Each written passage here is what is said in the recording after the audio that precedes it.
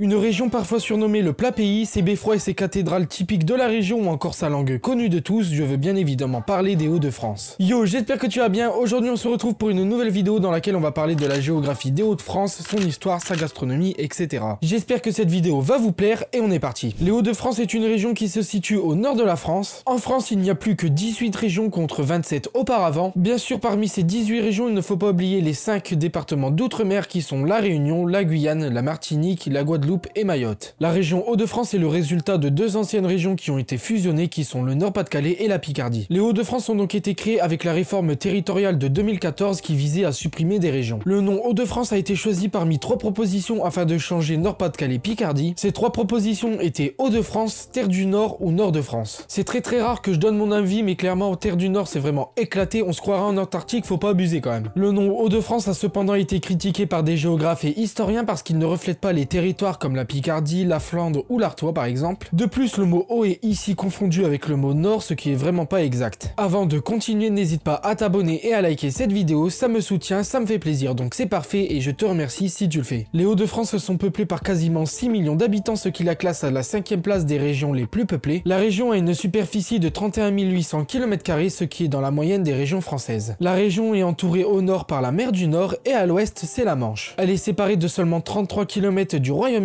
D'ailleurs, c'est de là que vient le nom Pas-de-Calais, qui est en fait le nom du détroit entre le Royaume-Uni et la France. En anglais, on ne l'appelle pas le détroit du Pas-de-Calais, mais le détroit de Douvres. Néanmoins, l'Angleterre et la France sont accessibles en train depuis le tunnel sous la Manche depuis 1994. La région est également limitrophe de la Belgique, avec qui elle partage plus de 350 km de frontière de Brédune à Wattignies dans l'Aisne. Et oui, le département de l'Aisne a une frontière avec la Belgique, même si elle est vraiment très petite. La région est limitrophe de la Normandie avec la Seine-Maritime et l'Eure, le Val d'Oise et la Seine-et-Marne pour l'Île-de-France et enfin la Marne et les Ardennes pour le Grand Est. Les Hauts-de-France sont composés de 5 départements. Nous avons le Pas-de-Calais, le Nord, la Somme, l'Aisne et l'Oise. Le Pas-de-Calais est peuplé par 1,5 million d'habitants, il a une superficie de 6 671 km² et il est limitrophe de la Somme et du Nord. Le Nord est peuplé par 2,6 millions d'habitants, c'est le département le plus peuplé et il a une superficie de 5 743 km². Le département est limitrophe du Pas-de-Calais, de la Somme et de l'Aisne. Il a une petite particularité, c'est qu'il possède une exclave dans le Pas-de-Calais avec les communes de Meuvres, Doigny et Bourcy. La Somme est peuplée par 570 000 habitants, elle a une superficie de 6 170 km². Elle est limitrophe du Pas-de-Calais, du Nord, de l'Aisne, de l'Oise et de la Seine-Maritime. L'Aisne est peuplée par 528 000 habitants, elle a une superficie de 7 368 km², soit le plus grand département de la région mais le moins peuplé. Le département est limitrophe du Nord, de la Somme, de l'Oise, de la Seine-et-Marne, de la Marne et des Ardennes. L'Oise est peuplée par 825 000 habitants, elle a une superficie de 5 860 km², sur le département le plus petit. Elle est limitrophe de la Somme, de la Seine-Maritime, de l'Eure, du Val d'Oise, de la Seine-et-Marne et de l'Aisne. Les principales villes de la région sont Lille, Amiens,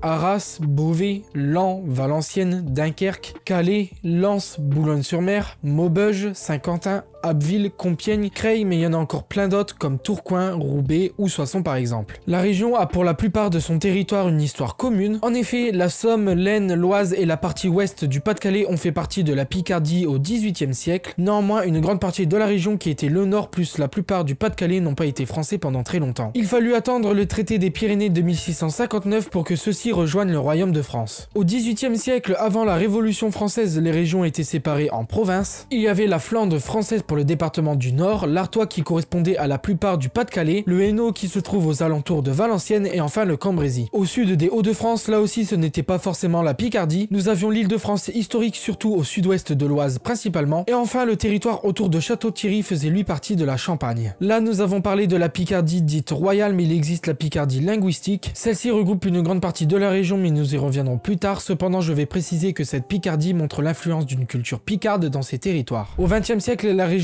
a une très grande importance car c'est là que se sont déroulées les 2 guerres mondiales. Il y a eu des batailles très importantes comme la bataille de la Somme en 1916 ou la bataille de Dunkerque en 1940 qui a permis l'évacuation des troupes anglaises. Il y a aussi eu les armistices qui ont eu lieu à Retonde dans l'Oise en 1918 et en 1945. Pour le relief de la région, on va pas se mentir, il est assez plat. Le point culminant étant le mont Wattignies qui se trouve dans l'Aisne tout proche des Ardennes. Nous Nous avons beaucoup de plaines avec la plaine des Flandres, mais aussi des plateaux qui sont des surfaces plates mais qui sont coupées par des cours d'eau. Nous avons celle du Santerre ou du Cambrésis. Il y a aussi d'autres plateaux plus importants comme les collines de l'Artois ou le plateau Picard. Et enfin, il y a les collines des Ardennes dans l'extrême est de l'Aisne où se trouve le point culminant. La région a un climat océanique, c'est-à-dire du vent et de la pluie, mais pas que. Cela veut dire que les étés sont assez frais mais que les hivers sont relativement doux. Les Hauts-de-France est une région agricole, c'est pourquoi on retrouve énormément de champs qu'on appelle open field. Il y a également quelques forêts comme celle de Compiègne, de Mormal ou de Ré, mais c'est la région française la moins boisée avec seulement 13% de sa superficie. Niveau patrimoine, on peut retrouver des citadelles très importantes comme celle de Lille, Amiens, Doulan ou Arras. Il y a également des beffrois qui sont typiques de la région. Il y a celui de Lille, d'Amiens, d'Arras, de Calais ou de Douai. Nous avons aussi des cathédrales qui sont très présentes mais surtout en Picardie, mais la plus grande et la plus belle d'entre elles se trouve à Amiens. Comment ne pas parler du bassin minier du Nord-Pas-de-Calais avec les terrils ou encore le patrimoine minier. Les Hauts-de-France ont aussi de très beaux paysages comme le Cap Griné, le Cap Blandé, la baie de Somme, les ortillonnages d'Amiens ou encore la forêt de Compiègne. Dans les Hauts-de-France, il y a deux langues principales qui sont le picard et le flamand. Il y a bien sûr des dialectes que vous connaissez tous avec le ch'ti qui est parlé dans une partie du Nord et du Pas-de-Calais. Il y a aussi le flamand occidental qui est parlé dans une partie du département du Nord autour de Dunkerque. Ces langues sont malheureusement de moins en moins parlées, seules les anciennes générations sont capables de le parler parfaitement. Seul le ch'ti qui est une variante du picard est encore beaucoup parlé. Comme spécialité culinaire, on est servi. Mis à part le maroilles, la chicorée et les chicons qui sont des endives, nous avons la flamiche au poireau, la ficelle picarde, la salicorne, mais aussi le welsh, la carbonate flamande, le pot de gevlèche ou les moules frites par exemple. En dessert, nous avons la crème chantilly, le gâteau battu, la tarte au chuc, la gaufre fourrée, la vergeoise et le macaron d'Amiens. Les cultures et traditions sont bien présentes même si elles sont différentes entre le Nord-Pas-de-Calais et la Picardie. Il y a pas mal de carnavals qui sont organisés dans le Nord-Pas-de-Calais dont le plus célèbre d'entre eux se trouve à Dunkerque. Lors de ces fêtes sont sortis des géants qui sont des mannequins énormes même s'ils se font de plus en plus rares. Enfin, les Hauts-de-France est une terre de sport avec de nombreux clubs pro comme l'Amiens SC, Valenciennes, Dunkerque, le LOSC ou Lens. Il y a aussi Gravelines, Le Portel, Denain, Liévin ou Saint-Quentin en basket. Et enfin à Amiens, nous avons les Gothiques en hockey sur glace. Et bien voilà, j'espère que cette vidéo t'aura plu. Sur ce, n'hésite pas à aller voir cette vidéo dans laquelle je te présente la géographie de la France. Je t'invite à liker et à t'abonner pour me soutenir, ça fait super plaisir. Et puis voilà, sur ce, je te laisse. Ciao ciao.